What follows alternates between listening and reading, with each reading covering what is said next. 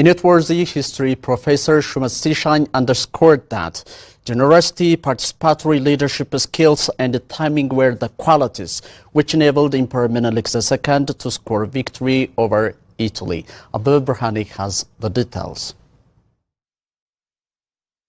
In an exclusive interview with Amhara Media Corporation, Professor of History Shumet Sishagne stated that timing, generosity and participatory leadership skill were the greatest qualities of Emperor Minilik for scoring victory over Italy at the Battle of Adwa.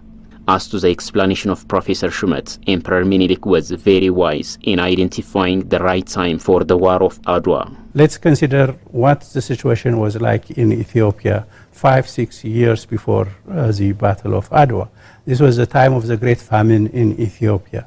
Had Minilik rushed to that war before the time, he would most certainly have lost, because the country was ravaged by a cattle disease and terrible famine.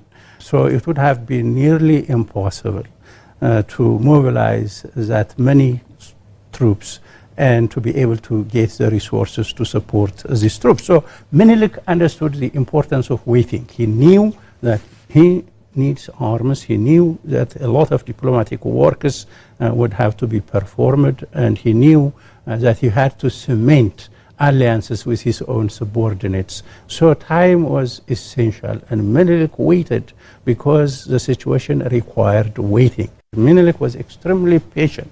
He understood the value of waiting. He understood the importance of timing.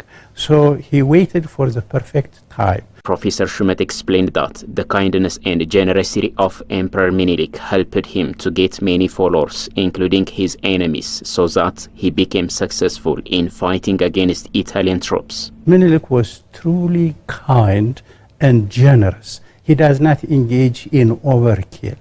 Many of those who fought with him at Adwa were once upon a time his enemies, whom he had captured at the battlefield, some of whom were wounded. But they saw how Minilik treated them. He never engaged in overkill. So there were various methods that were employed to persuade the contending parties to surrender before the fight. Generous treatments were offered. All of this with the design of minimizing the ravages of war. More than any leader that I remember, Minilik was the one who was extremely careful to minimize the inevitable ravages of war. Professor Shumet added that Minilik was a great cultivator of talent. This situation enabled him to get many heroes and war leaders who played a decisive role in the War of Adwa. Minilik was also a great cultivator of talent. Many of those that fought that led at the Battle of Adwa were very ordinary young men that Minilik had cultivated, that Minilik had brought up. Minilik cultivated talent. He appreciated merit. It's not who these people were born from, it was what these people were capable of doing.